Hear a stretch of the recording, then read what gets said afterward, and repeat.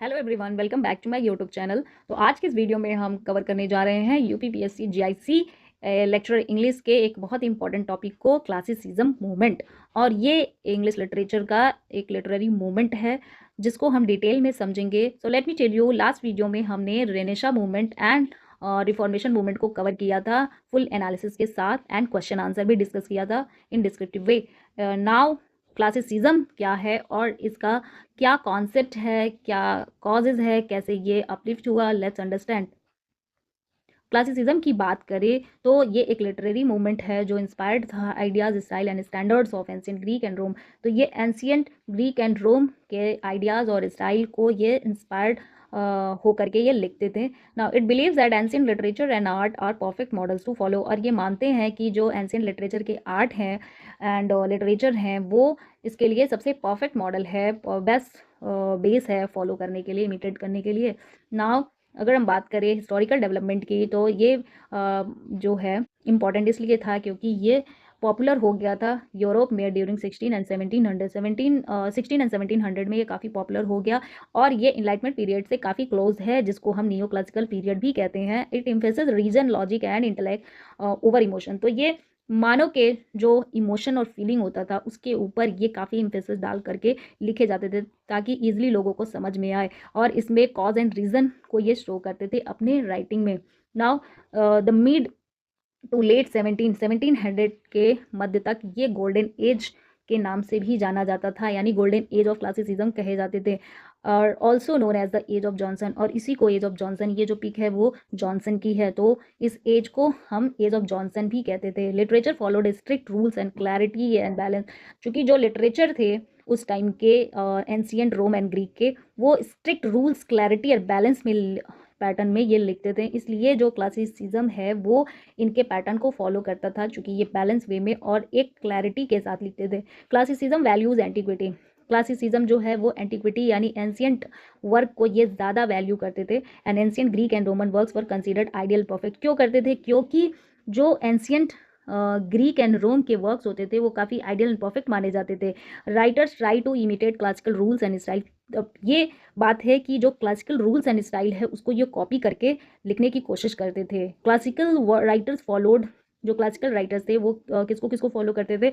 तो होमर के epic poetry को, सोफोक्लिस के ग्रीक ट्रेजेडी को, एंड ओविड के रोमन पोइट्री को। इंपॉर्टेंट वर्क्स की बात करें जिसमें ये हमें क्लासिकल कॉन्सेप्ट देखने को मिलता है वो है the rape of the lock and Gulliver travels. तो दीज वर्क शो, और ये वर्क क्या हमें प्रेजेंट करते हैं? Satire, discipline, intellectual depth. तो ये हमें दिखाते हैं कि सटायर करते हैं, मतलब कि एक ट्रिवियल, एक छोटे से कॉन्सेप्ट को कैसे हाइपरबली बना दिया जाता है। तो इसमें ये सटायर किया गया है। डिसिप्लिन, इंटेलेक्चुअल डेप्थ को दिखाया गया है, मोरल पर्पस पे फोकस करते हैं। So classicism is marked by respect for ancient ideal.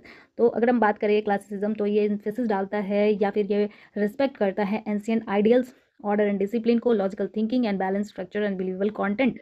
बात करें तो अगर ये जो प्रेफरेंस देते थे वो सिंगल प्लॉट लाइन पे देते थे और सब प्लॉट्स को अवॉइड करते थे, मेन एक प्लॉट को मान के चलते थे और उसी पे एम्फेसिस डाल के ये लिखते थे। So story usually takes place in a short time span. जो कहानियाँ होती थी वो एक ही छोटे से समय में कंप्लीट कर दी जाती थी, एंड उसकी clear beginning, middle and end होता था। Emphasis on poetry and prose, ये नॉवेल्स के बजाय पोइट्री एंड प्रोज पे फोकस करते थे। And drama and satire were popular form. उस टाइम पे जो ड्रामा एंड सटायर थे काफ़ी पॉपुलर थे क्लासिसिज्म के टाइम पे। बात करें अगर हम यूनिटी की तो ये एरिस्टोटल के 3 यूनिटीज़ को फॉलो करते हैं। यूनिटी ऑफ टाइम, जो कि इसमें कहानी जो है वो 24 घंटे के अंदर कंप्लीट होना होता था। यूनिटी ऑफ प्लेस की बात करें तो ये एक लोकेशन को मान के चलते थे, कंप्लीट करनी है कहानी को। एंड यूनिटी ऑफ एक्शन, केवल एक मेन प्लॉट लेके चलना है। Now after completing classicism concept, now understand what is classicism in literature and discuss its origin and development. तो classicism is a literary movement that draws inspiration from ideas, forms and standards of ancient Greek and Roman literature. तो ये ancient Greek and Roman literature के जो ideas, forms होते थे या standards of style होता था उसको ये फॉलो करके या उससे इंस्पिरेशन लेकर के ये लिखते थे। It believes that ancient works represent perfection, harmony and discipline. और ये माना जाता था कि जो एंशियंट वर्क होते थे उसमें काफ़ी परफेक्शन के साथ वो लिखे जाते थे, हार्मनी एक एडजस्टमेंट बना करके डिसिप्लिन के साथ, and therefore should be followed as ideal model, और इसीलिए जो है उसको वो आइडियल मॉडल बना करके अपने वर्क में वो शो करते थे। Classicism became prominent in Europe during the 17 and 18 century. तो क्लासिसिज्म जो है यूरोप में उस समय 17-18 सेंचुरी में काफ़ी प्रोमिनेंट बन गया, especially during the enlightenment period, और स्पेशली इनलाइटमेंट पीरियड के टाइम पे, जिसमें ये एम्फेसिस डालते हैं reason, logic and intellectual clarity के वे in English literature. So the movement reach its height in the mid to late. अगर हम इंग्लिश लिटरेचर की बात करें तो इसका पिक जो है, इसका हाइट 1700 में काफ़ी हो गया, एंड इसी पीरियड को हम एज ऑफ जॉनसन भी कहते हैं। So writers of this age focused on order, balance and moral purpose rather than imagination and emotion. के बजाय ये ज़्यादा फोकस जो है ऑर्डर पे, बैलेंस पे एंड मोरल पर्पस पे देते थे। Explain the main characteristics of classicism. इसके कैरेक्टरिस्टिक्स की बात करें तो the main characteristics of classicism are as follows. Respect for antiquity, जो कि ये एंशियंट ग्रीक और रोम के आर्ट एंड कल्चर को फॉलो करते थे, इसीलिए वो काफ़ी रिस्पेक्ट देते थे। And classical writers admired ancient Greek and Roman literature and considered it perfect. और वो मानते थे कि जो ग्रीक एंड रोमन लिटरेचर होते हैं वो काफ़ी परफेक्ट होते हैं। Emphasis on reason and logic, और ये लॉजिक एंड रीजन इंटेलेक्ट पर फोकस करते थे, and valued more than emotion, और इमोशन के बजाय order and discipline. Literature followed fix rule and formal structure. चूंकि जो लिटरेचर एंड आर्ट लिखे जाते थे या फिर जो पैटर्न चलता था वो काफ़ी स्ट्रिक्ट और रूल के साथ चलता था, इसीलिए इसको वो बेस्ट मानते थे। And clarity of expression, language was clear, simple and precise. और एक्सप्रेशन की बात करें तो उसमें क्लैरिटी होती थी लैंग्वेज में, एंड सिंपल और प्रिसाइज लिखा जाता था ताकि लोगों से इजीली कनेक्ट हो पाए। एंड बैलेंस एंड हार्मनी, वो एक बैलेंस और एक हार्मनी बना करके कोई चीज़ प्रेजेंट करते थे, उसमें एग्जेजरेशन को वो अवॉइड करते थे। बिलीवेबिलिटी की बात करें तो events and characters were realistic and convincing. जो इवेंट्स और कैरेक्टर्स होते थे वो रियलिस्टिक होते थे, लोगों से इजीली कनेक्ट हो जाए। Single plot structure, preference was given to one main plot without subplot. तो उसमें एक केवल सिंगल प्लॉट स्ट्रक्चर लेके चलते थे और केवल मेन प्लॉट पे फोकस करते थे बजाय सब प्लॉट के।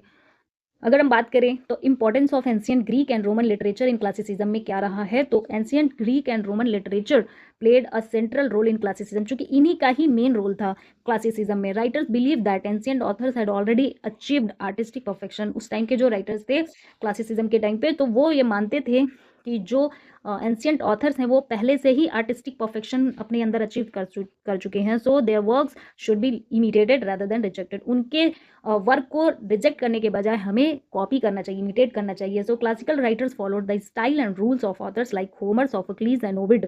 इनके पैटर्न को ये लोग फॉलो करते थे अपने वर्क में। So Aristotle poetics became a guiding text, और इनके लिए जो एरिस्टोटल का पोएटिक्स बुक है उसको ये एक बेहतर गाइडिंग टेक्स्ट के तौर पे लेके चलते थे। एंड स्पेशली इन ड्रामा, अगर हम ड्रामा की बात करें तो by following ancient models classical writers aim to bring order. और ये एंशियंट मॉडल को फॉलो करते हुए इनका उद्देश्य था कि उसमें वो डिसिप्लिन लाए, मोरल सीरियसनेस लाए लिटरेचर के अंदर। So this is all about classicism. So first you need to understand the basic concept of classicism and try to answer of the questions. So thanks for watching this video, and in further video we will be covering next literary terms.